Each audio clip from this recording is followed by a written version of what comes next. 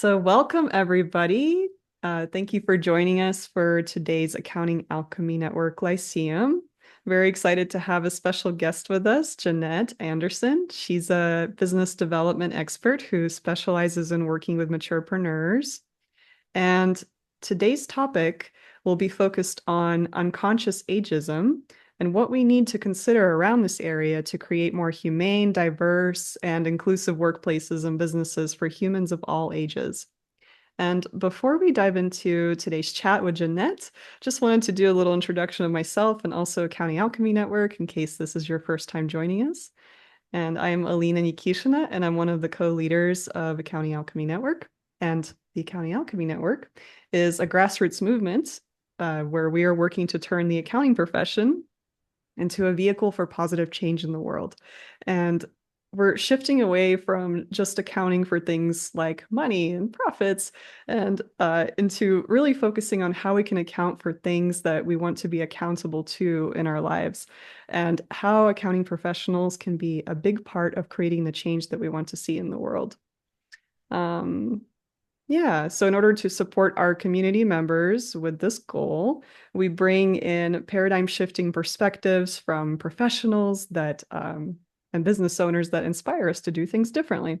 And so with that said, I am excited to get into today's conversation with Jeanette about unconscious ageism and creating humane workplaces and businesses for humans of all ages. So welcome, Jeanette. Thank you so much Thank for you. being here. Thank you. Thank you. Like I said before we started, I think it is so cool that you are doing this context and consciousness expansion work in an industry that leads how people do business or certainly influences it. So I think it's really great work. Yeah, well, thank you for being a part of it. So, yeah, let's see. So, to start, just tell us a little bit about yourself and what inspired you to work with maturepreneurs and talking about ageism. Well, I think I came out of the womb with a briefcase. I'm pretty sure I was born entrepreneurial. And I had my first business when I was 5 because I wanted to buy a book. So I had a garage sale, even though it was not sanctioned by my mother, and made enough money to buy the book that I wanted. But when mom came home, she wasn't all that inspired about my success rate. And so I got spanked. She took my money. I had to go back and buy back all the stuff I could because she didn't know I was doing that. And many people would say that's not a very successful first venture, but I learned a couple of very important lessons. One is um, you can take your destiny into your own hands by being an entrepreneur. And the other is don't go into business with family. Um, I'm semi sort of kidding, but not really. That was my first business. My second business was a franchise when I was 7. I had a lemonade stand on one corner, and there was 3 other really busy corners, and they couldn't get to me. I couldn't get to them. So I co-opted 3 of my friends. I went and got the other 3 free TV trays out of the set, made signs, gave them lemonade, and we split the money. They got 50% for selling it, and I got 50% for creating the product. So entrepreneurialism runs in my blood, and I think it is a really valuable way for people to not only contribute in terms of what we create or produce, but to live into our purpose, to that as a vehicle for living into our why we do what we do. I'm a big proponent of figuring out what your why is and using that to differentiate you in the marketplace. So for the past 40 plus years, I have been, it is actually plus quite a bit now. When I stop and do the math, I get a little boggled. I have been helping entrepreneurs to grow their business. And the other half of my life is about 38 years of personal growth, facilitation, and facilitating coaching certification programs. So really my fascination and my specialty is getting the 4 inches between your ears working so the business can work. So I've been doing this for a long time. And I love, love, love supporting entrepreneurs. Now, as we shift, often our demographic shifts.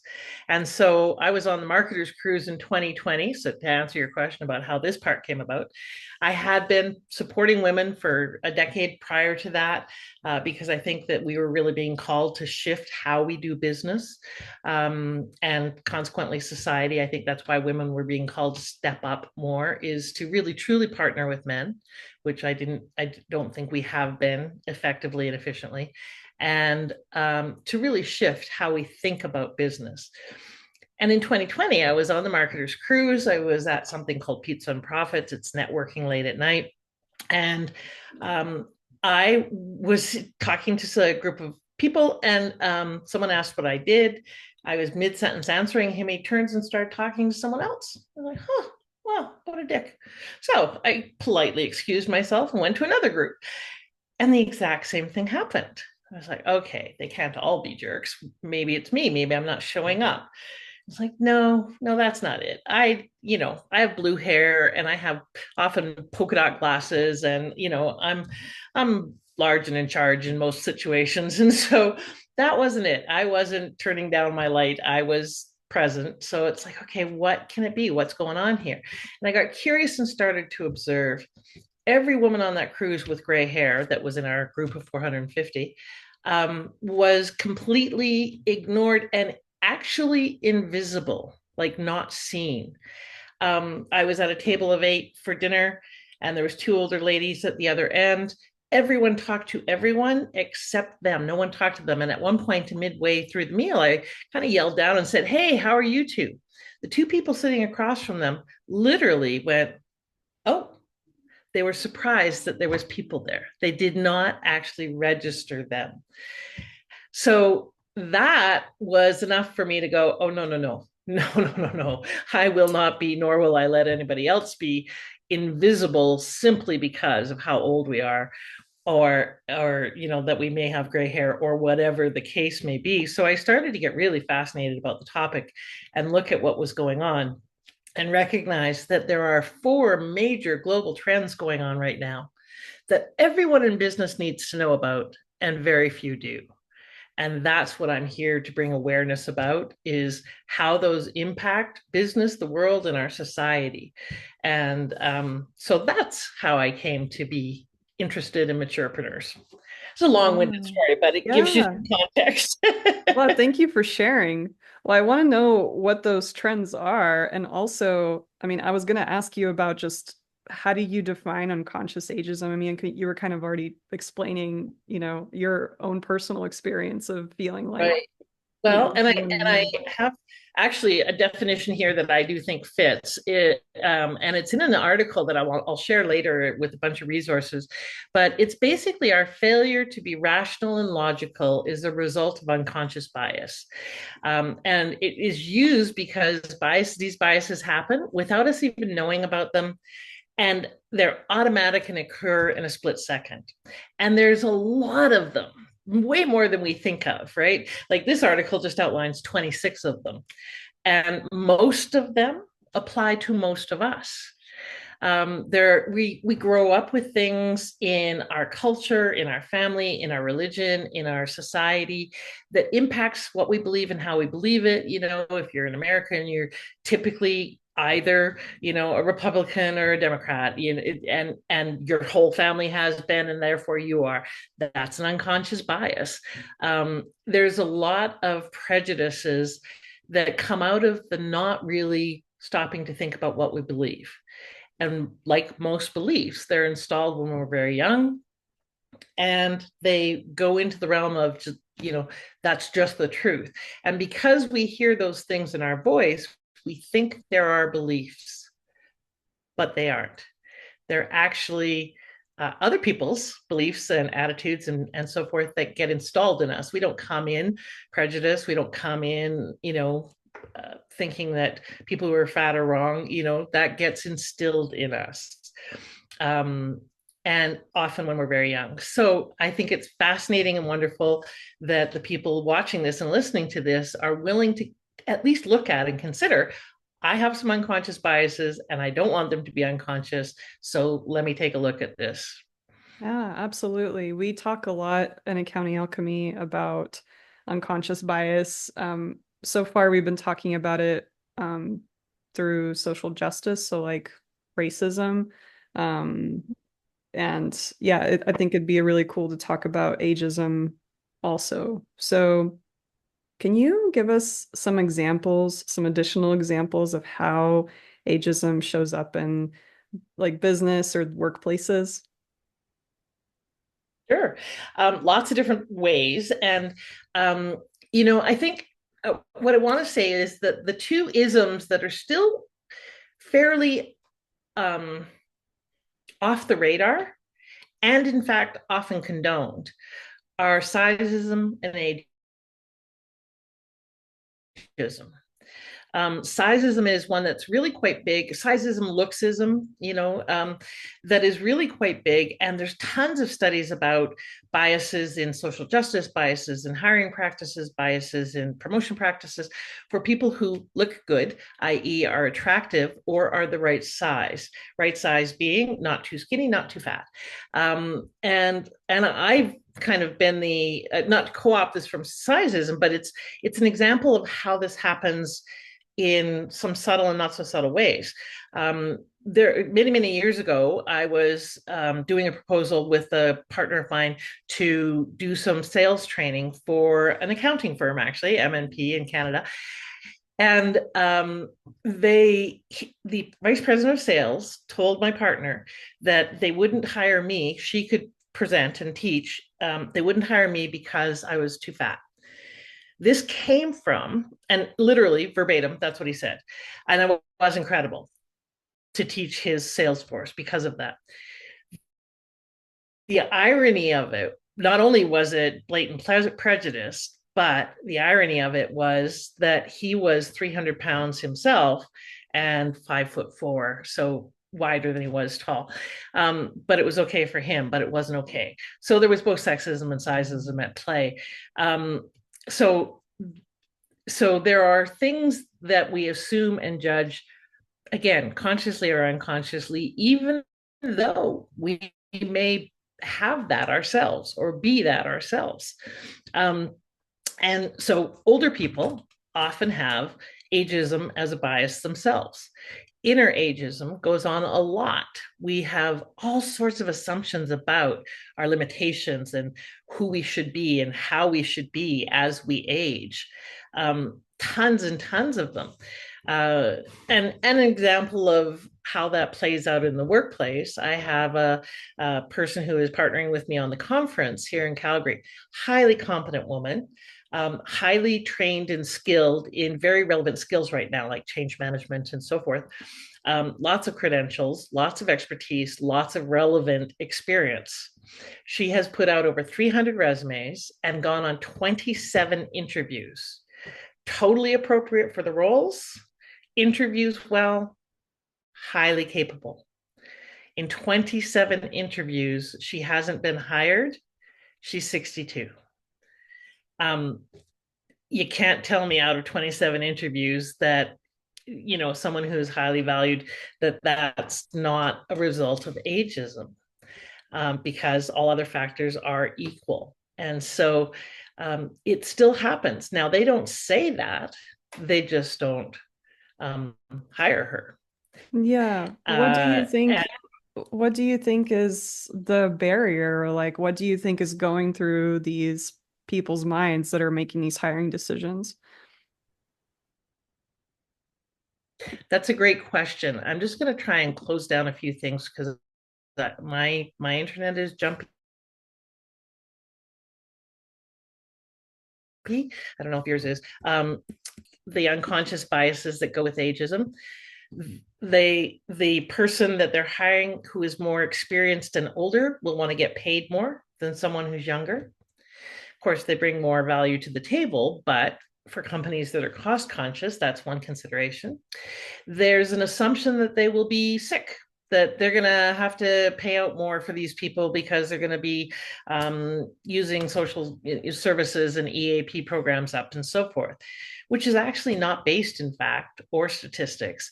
If you look at it, in fact, the millennials and Gen Zs will actually miss more time and have more time off work than boomers do consistently. So it's not based in any kind of fact. The other assumption in and projection is that they are not tech savvy. And the reality is, there are many young people who are not tech savvy, middle managers who are not tech savvy, or middle aged people, and some older people are not, but many are, especially if they've been in the workforce for the last little while. So there's just this assumption that if you're young, you're tech savvy, and if you're old, you're not. Neither are true. And by the way, ageism affects both ends of the spectrum. A lot of times we won't hire young people because we don't think they're grounded enough or wise enough or whatever. That's ageism equally as much as not hiring someone because we don't think they'll be able to keep up with the pace. It's just not the truth of the person in front of you. It's a generalized stereotype, and all generalized stereotypes are not necessarily the truth of the person in front of you. So there's economic reasons, there's bias reasons in terms of fear of missing work, etc., and there is the technology consideration and concern, and pace. Can they keep the pace? Most organizations have people doing 2 or 3 jobs because of economic, COVID and all of the economic ripples. And will this person want to take on that much work, etc.?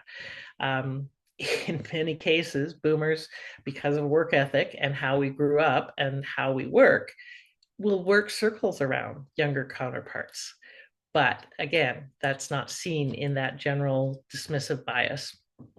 Wow, thank you for sharing that.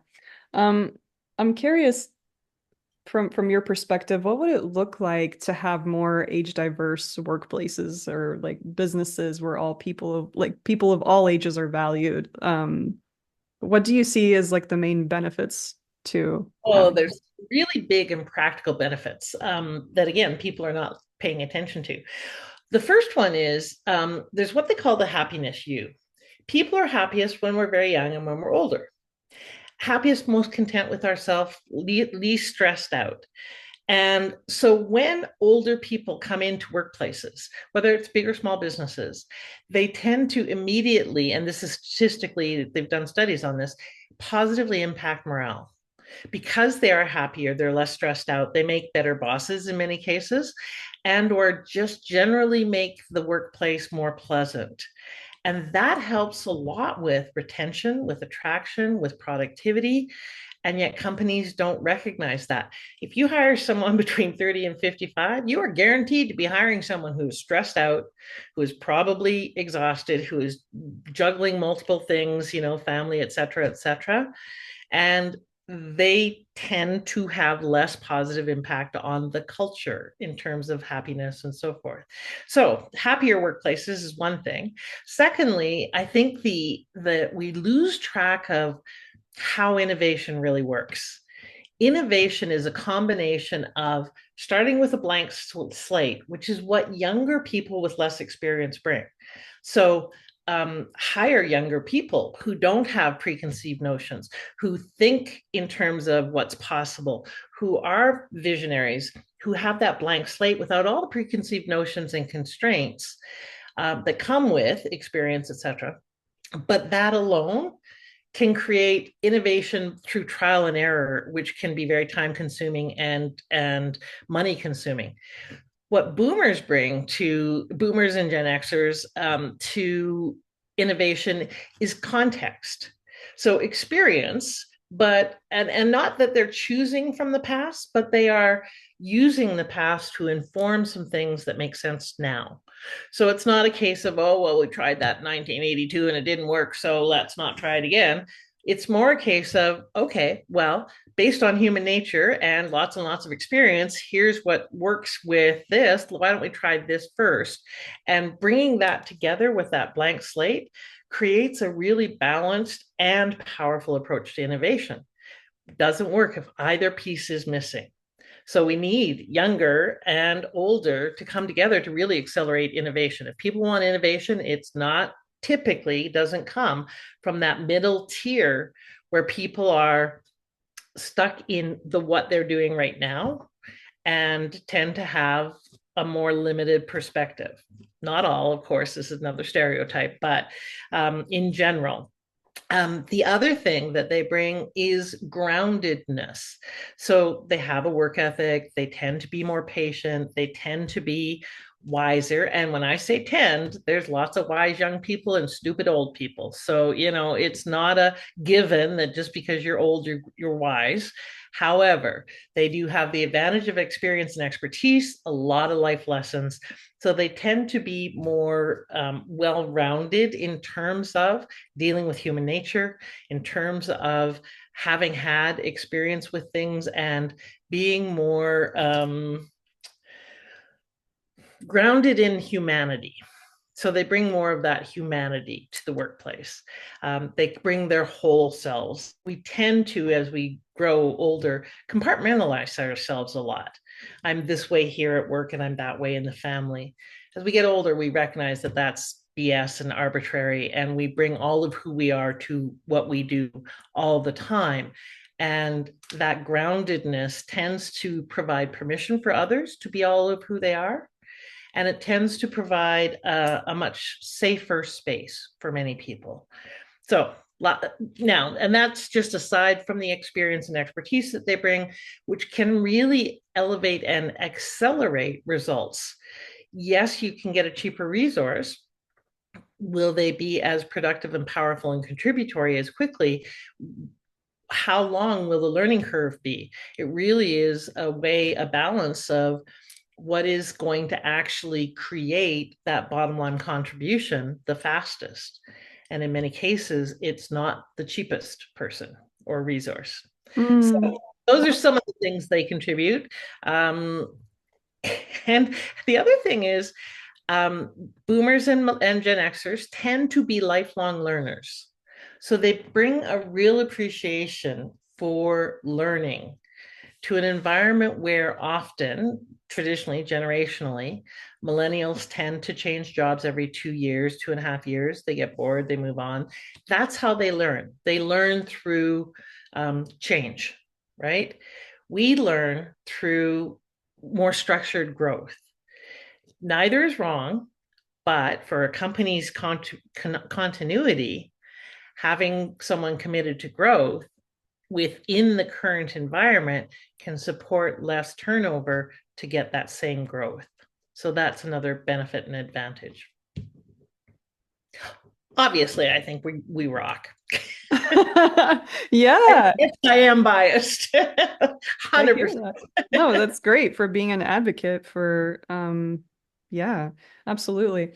Because I was gonna say, what are employers or business owners, people in the hiring world, like, or even when we're hiring for our own businesses, right? Services and stuff like that. Like, what are people currently looking at? And I mean, it sounds like money is a big factor. Yep. Big factor, and their biases that we will, end up not being able to work for a long time. The irony is they want retention, and boomers will be working. It used to be in our world that you retired at 65 and you died at 75. But that is so pre 1950. That hasn't been the reality for a long time. And the current reality is that there are more 100-year-olds on the planet now than cumulatively in history. And we are living and working 20, 30, 40 years beyond retirement, both because we have to and because we choose to. And I'll talk about that in the trends, but they will be with your company in all likelihood anywhere from 5 to 20 years, even if you're hiring them at 55 or 60. The millennial, the Gen Z, they won't, most of them. Mm-hmm. So if you're looking for longevity, that's where you should be looking, not thinking that they're going to, get bored and tired and want to go golf and knit, because they're not. That's not the reality of what's happening. Right. So you were mentioning the trends. Is that what you were referring to in the beginning? Because Yeah. I'd love it might be a good segue into that. So the four trends, and this is for those of you who are financial advisors, accountants, business consultants, whatever you may be, this is so important to recognize and let your clients know about this, because no one is taking advantage of what I call the perfect storm of opportunity. In the Great Depression, more millionaires were created than any other time in history before that, because people were going to where there was the opportunity. Right now, what most people don't know is that 65% of Canadians and between 50 and 90% of Americans, and it's similar around the world, 60 to 70%, and 50 to 90%, depending on where you are geographically in the US and the demographic band you're looking at. About 65% of the population cannot afford to retire. What that means is they're anywhere from food and housing insecurity to can't quite take those vacations we wanted to, or have to downsize the house, and somewhere in between, but they have to continue to earn. They cannot support themselves at their current level of income. 65%. And yet they're not being supported, marketed to, advertised, served. They are overlooked because the assumption is you hit 65, you're off golfing and knitting for the rest of your life. Only about 20% of the population is actually retired, like golfing and knitting for the rest of their lives. The other 80% of us have side hustles, are creating nonprofits, creating large global enterprises. So there's a huge percent of the population, and I actually call it a poverty epidemic, that have to continue to work. Otherwise, they will be in not great situations. I think it's just a side of criminal that that's not being addressed by governments and by the society, etc. That's a huge population. Let me tell you, if it was them, if it was 40-year-olds, they'd be taking a look at that real quick. The second trend that I think is really important that's going on is more entrepreneurs are coming into the business world right now than any other time in history ever, because of the just under a billion boomers and Gen Xers that have to continue working and or choose to, and what I call the tail end of the COVID refugees. So the people who left their business or their corporate careers and started businesses.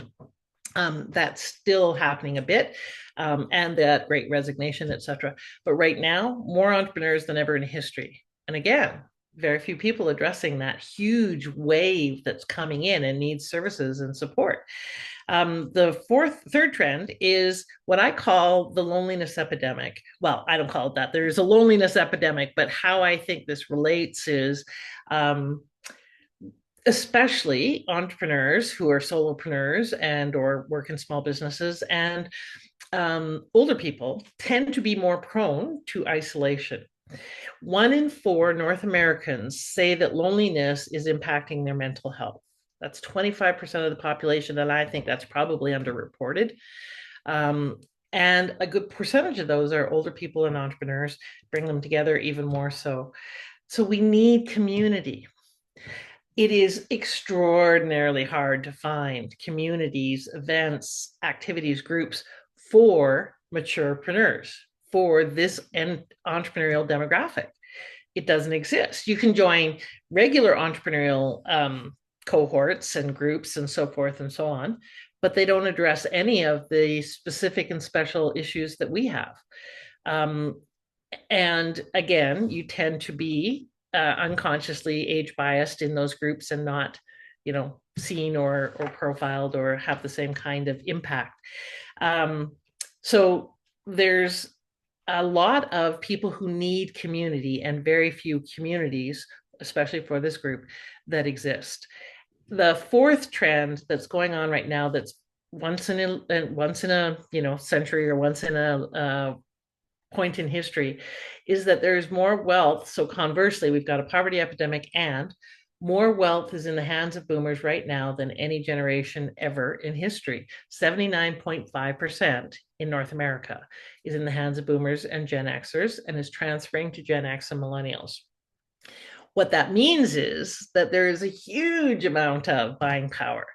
And again, Very few people are targeting them. When you look at commercials, what do you see?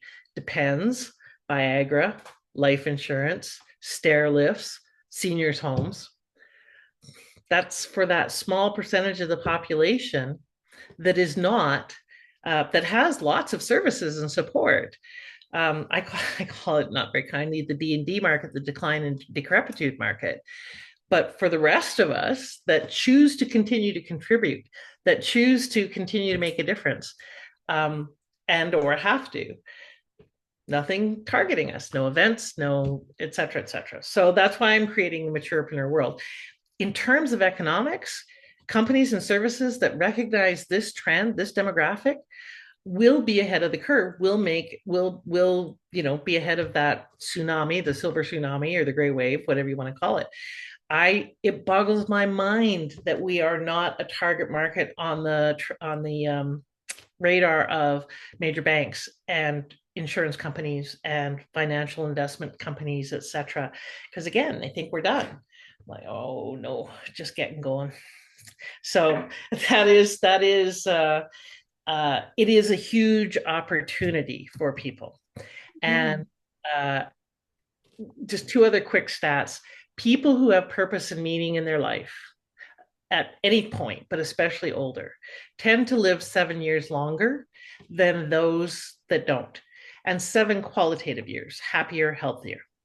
Conversely, those that are lonely and isolated live 8 years less. And the World Health Organization equates it to smoking 15 cigarettes a day in terms of its physical impact on you. So when you put those two together, helping this demographic have purposeful contribution, being seen, being valued, not being invisible, being put to work, having a way to make a difference is not only critical for society and our well-being and our healthcare system, but it just makes good sense to have a whole lot of people happier, healthier, and making the difference that really only they can make.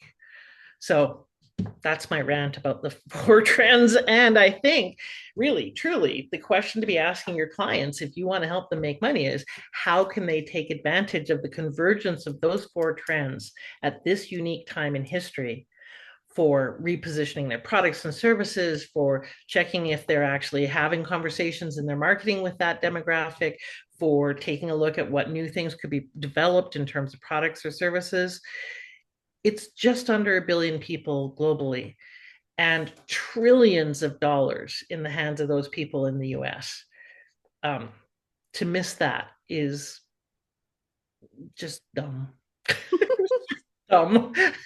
Yeah, well, thank you for sharing. I mean, to me, it sounds like it's not only an opportunity for more flourishing business for all, which we're definitely about. I mean, you need money to have a successful business and to live in this world. So, and at the same time, it's an opportunity to have a more flourishing way of living for people of all ages, like you were saying, right? So to start recognizing the benefits and the pros of like what does each generation bring as far as gifts versus looking at, oh, they don't have this or they don't have that, just making assumptions based on a blanket statement. Yeah. So I Yeah. think it's a win-win for on so many fronts. Well, and I want to speak to you from the point of view of self-preservation as well, because human beings, we pretty much want to know what's in it for us. And so being aware of prejudices is great, and that makes us better human beings. But really, truly, I want to appeal to your self-interest. If you are not yet in this demographic, hopefully you will be someday. And you don't want to deal with the same BS that we have to. You don't want to have to go to a bank to start a new venture and be told that no, you can't have a loan because you're 60, or try and get business insurance at 72 and not be able to get it, or any of the other kinds of barriers that are very, very challenging and tactical, simply because of how old you are. So it's important to address this now. What people don't realize is this is an ongoing permanent change. People being born right now are supposedly going to live to 130. That makes 65 at best middle age, right?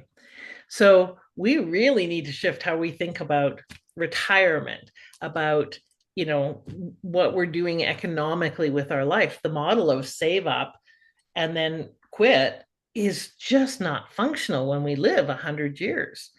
So how do we stay vital and healthy?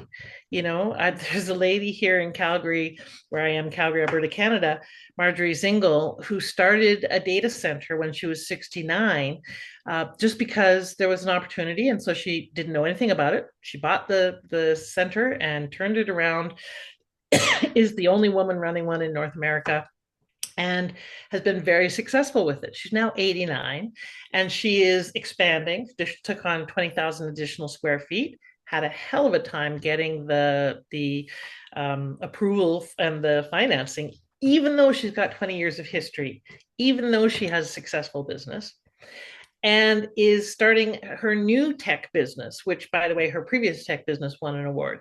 And she won top 7/70 or something like that. So she's starting a new tech business. That's going to be more of the norm. There are so many stories like that are not just the outliers. Currently, at that level, that might be a bit of an outlier story, but it's not unusual and it will get more and more common. So we really need to shift how we think. Yeah. Well, so that's a good segue to my next question. And, how can we begin to become more conscious of our unconscious biases towards age, that we may personally have? That's also a brilliant question. And I think good questions are more powerful than good answers. So part of it is just to stop and say, what do I actually believe about that? You know, um, and to out ourselves, to be honest. I was in a Walmart in Florida during the pandemic, and there was African American family, big, huge family running around, no mask, no whatever, whatever, whatever, and the kid was literally licking um, poles and shelves, and like, I don't know why, he might have had an iron deficiency or something, but anyways, literally licking stuff at a time when we're being told to uh, mask up, be careful, germ, et cetera, et cetera. uh, and I noticed my already my always talking voice that was saying um, that is because they are a poor Black family. They don't have the same kinds of awareness and or education. And I stopped myself and went, A, how do you know that that's the case? B, is that true? C, does it serve to have that perspective or position? Because even if it is quote unquote true, is it necessarily true in this situation? So just catching myself with that prejudice. And I was very dismayed that I had that, because I like to think I'm not prejudiced. We all do, and we all are. And so catching it and questioning it is one of the most brilliant things you can do, and the most compassionate for other people and for yourself, because none of us likes to be a jerk. None of us likes to be prejudiced or unthinking or uncompassionate. We like to think we're good people. So really calling into question, what do I believe? There's a lady called Byron Katie who does something called The Work, and it's basically a personal growth worksheet on one page. And it's really good to apply to beliefs, any belief you may have. Beliefs about money, beliefs about people, beliefs about situations. And it's 4 questions and a turnaround. And it just helps you be more forensic in your thinking, more critical in your thinking. The first question is it true? Whatever the assumption or the statement or the belief is. The second question is, can I absolutely know it's true? The third question is something like, who am I being when I hold that belief? And the fourth question is, what if I didn't hold that belief? Who would I be? Roughly paraphrased. And then you do a turnaround. You tell a whole bunch of other stories, because all of these are just stories that we're making up. They're not the reality. They're just a story we make up about something that we engage with. based on the past. And so then you turn it around and tell different stories, and then pick a different, more empowering, more effective story based on who you want to be in the world. So that's the inner work of it. Some of the other things that you can do, I'll provide a whole bunch of resources, including an article on unconscious bias. Even just like I went through the list and I went, yep, yep, yep. Oh, no, not so much that one, but yep, yep, no, yep, yep, yep, yep, yep. Like about 20 out of the 26 operate on an ongoing basis within me. Um, so being aware of where those blind spots are so that we're more likely to catch it. The other thing I would encourage is enroll people in your environment, your workplace, your family, your partner, in having conversations about it, but also really catching you, supporting you by catching you when the bias comes out in your language, because it gets into reality when we speak it. Because how we think and believe leads to the actions that we take, which leads to the results that we create. So having an intervention on that when it's starting to become part of the actions, so our language, how we behave, when we have other people, when we ask them to support us in being aware of those unconscious things, it can really help. We can't see what we can't see. It's like, trying to see the label on the pickle jar when you're inside the jar. You can't see it. So have other people give you feedback, enroll them in supporting you in that. Those Yeah. are, Thank you. Yeah, as soon as you were starting to share the first part, I was just thinking about it from like a business perspective and workplace perspective. Like having accountability from somebody to help you make hiring decisions or um yeah, either into the company or like if you're going to hire someone for services or products or whatever. How can it be somebody other than just you? yeah, Um, and to be aware, like there's in this article, there's some stuff about hiring practices and how this organization has people, they make microloans based on submissions from thousands and thousands of people, and they have them give them a picture. People who are lighter skinned and more attractive get microloans at a significantly higher level than other people. So take that out of the equation. Don't make that part of the process. Don't see them until you look at resumes without the assumption. And by the way, you'll still have bias. You'll see someone's name that's an ethnic name, and you'll assume that person is whatever they are. But it will help if it's not based on visuals initially. Yeah, that's interesting. Somebody was telling me to take my college off my resume and stuff like that. Just curious. Yeah, Because it can create biases as well, depending on, um, you know, there's confirmation bias. All people from Harvard are super super smart. All people from Brown College are from a particular culture. No, and even if that is the case, how about this person, this situation right here? right. Right.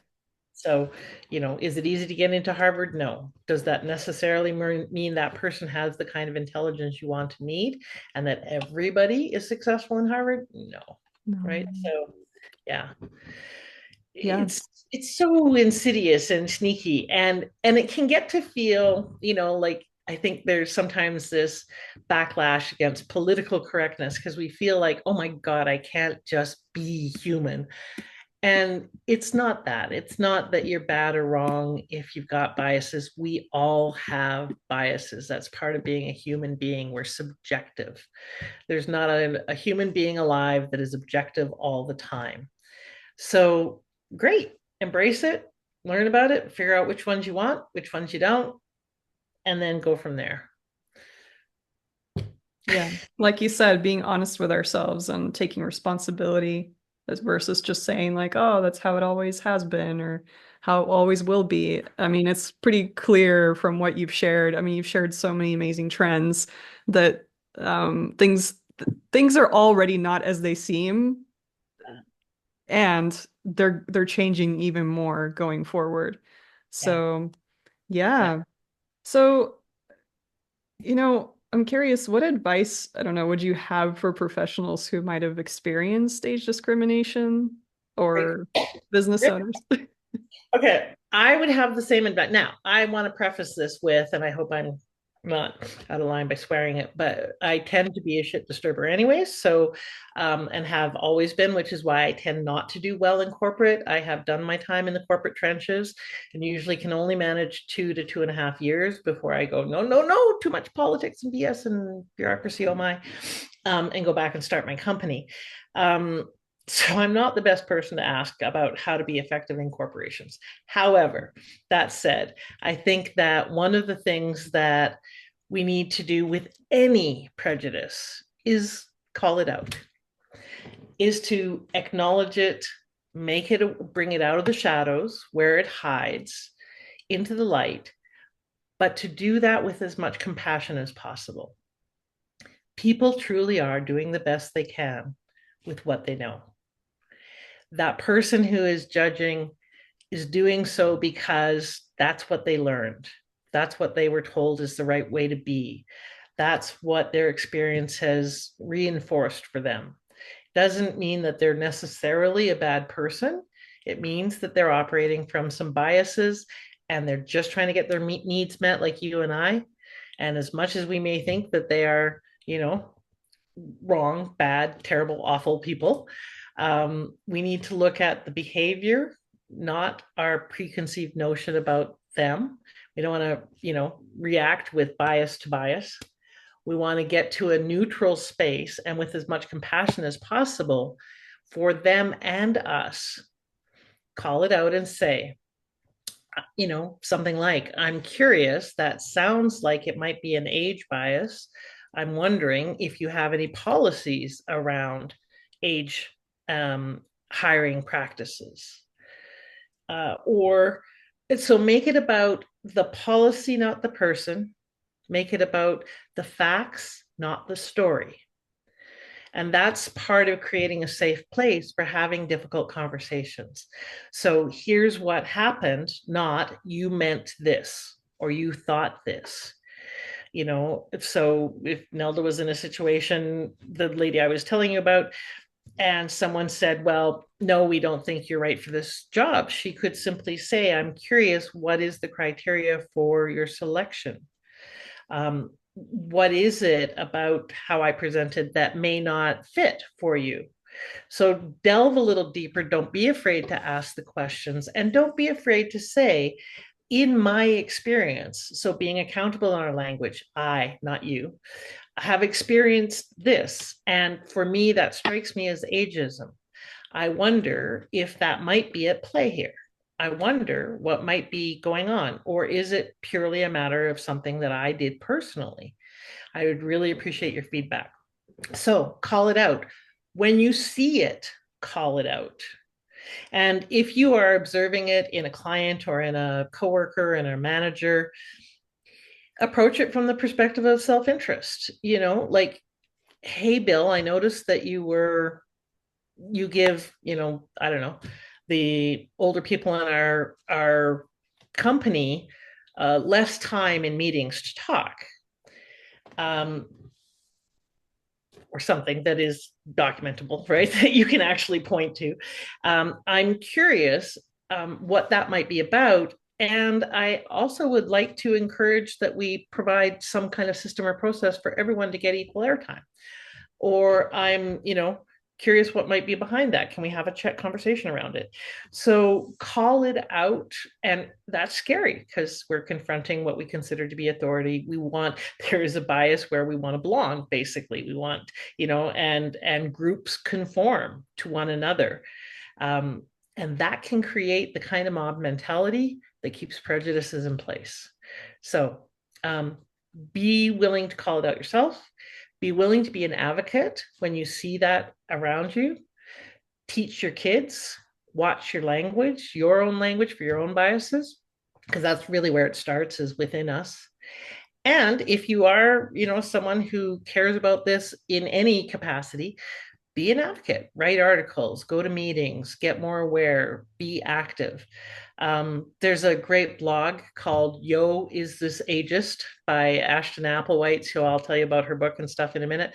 But even just checking in on things like that, because people will put up situations and conversations there and say, hey, is this ageist? Because it so permeates our culture. Even Mhm. something as simple as giving people birthday cards that are, kind of ageist around, oh, you are, all the candles are burning down the house kind of thing. That kind of thing can be very subtle. Or something as simple as, wow, you look good for your age. What does that mean? Right? Um, how am I supposed to look at my age? And what does good for my age mean? So, how about just, wow, you look really good today, period. Okay. That's an example of a very subtle, conscious one or frequent one. Love that. Yeah, thank you. And you mentioned some resources. What resources would you recommend to folks who are Oh, so interested? many. Okay, I'm going to put a bunch into the chat. And what I decided, because I have a lot of them, what I'll do is I'll just put them into an email and send them to Alina so that she can Yeah. send out links if you want, to people. But one of the books I highly recommend is Ashton Applewhite's um, book, This Chair Rocks, a manifesto against ageism. It's intelligent, it's thought provoking, it's really amazing in terms of uh, uncovering a whole bunch of things that I had never thought about before, but that were really impactful. So, This Chair Rocks, a manifesto against ageism. She also hosts something called oldschool.info, I believe, which is a really good resource clearinghouse, oldschool.info, with tools and reports and papers and campaigns and videos and talks and so forth, um, in the realm of ageism. So she is also, and they do office hours once a week, I think from 1:30 to 2:30 Mountain. So free to join. Fascinating people on there doing all sorts of interesting things, but great conversations too around awareness, around physical limitations, and just all sorts of subtle things that impact both the workplace and non-working. There's also this book, I'm Still Not Done, by Patty Temple Rocks, about ageism in the workplace specifically. So another good resource. Yo, Is This Ageist, the blog. And the article that I'm going to recommend is, let me just grab the link for you. It's helpfulprofessor.com, Unconscious Bias Examples. It's just a really good overview of all the myriad kinds of unconscious biases that we have, including ageism. So those are some that will support you. There's tons of organizations about ageism, tons about retirement, but not a lot that is targeting the area that I'm targeting, which is those who are refiring, not retiring. So one of the other resources that you can do is go to maturepreneur.world. I have a community, a network for those who are 55 plus and hashtag not done by a long shot, and who are either considering their next leap, so maybe getting going or creating their next, adventure, or keeping going, have been in business for a while and are looking for how to, overcome being tired and how to renew our enthusiasm or our sense of purpose, or what is purpose now, that kind of thing. So for those of you who are getting going or keeping going on your next grand adventure, the Maturepreneur Network is a really cost-effective way for you to come into community and be supported and seen for the difference that you're working on making. And we're hosting a conference, the first of its kind, as far as I can find in the world, that is for those who are refiring, not retiring. So, for those who are looking to reinvent and reignite rather than just go away. Yeah. So, And that's in Canada, that's right? happening next. Yeah, it's live in Canada and virtual, so you can attend from anywhere. And I would love we're looking for sponsors and vendors and speakers and attendees. Oh my! So we really it's a big market. It's just not gathered anywhere. So that's what Right. I'm doing, is bringing us together so we have a voice, that we're seen and that we're valued. Fabulous. Thank you for sharing those resources. We'll for sure share them in our networks. And before we kind of wrap up, Mm-hmm. what's maybe one piece of advice or a key takeaway that you'd like the listeners to walk away with today?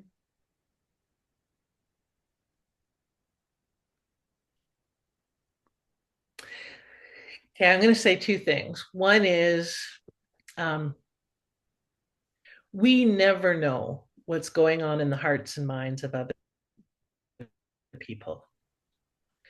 So err on the side of benefit of the doubt. It's just a kinder, gentler way to be, and it'll make it kinder and gentler with yourself. So, benefit of the doubt. And the second thing I would say is, um, we are never done as long as we're on this side of the dirt. So keep dreaming, keep saying yes, keep living a yes life, no matter what. And all the more important when we need to change a world of no's into some yeses, so that people can be and do and have what they want and not be disadvantaged by prejudices and stereotypes. So basically, keep kicking ass and taking names unapologetically. Be you, so that you can be the difference that only you can be at any age. Mm, thank you. Yeah.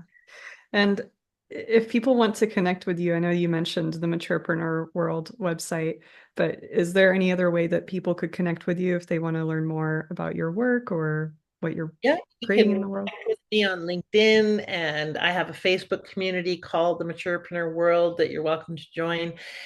Reach out to me there too. The website maturepreneur.world. And Jeanette at bodacity.ca, JANNETTE at Bodacity, BODACITY, which is not, it's real world, means bold and audacious together. And you can connect and listen to the Maturepreneur podcast as well. For those who are too inspired to retire, that's available for you as well as a resource. Fantastic. Thank you so much for being here today and for bringing awareness to this really important topic. Definitely opened my eyes to some trends and just opportunities and things that I think a lot of us are not even aware of. So thank Yeah, you. I think the conversation is so important. So don't be afraid to like pop into the maturepreneur world and ask questions, or go to old school and ask questions. Um, we don't. There's a great book that I was reading called White Fragility, that is really about how unaware we are about racism and so forth. And I've often asked people awkward, uncomfortable questions, things that I should know better about but don't. Better to ask and learn than to remain in ignorance. So yeah, ask lots of questions. Thank you. Absolutely. All right, Jeanette and everybody, thank you for tuning in today. And until next time.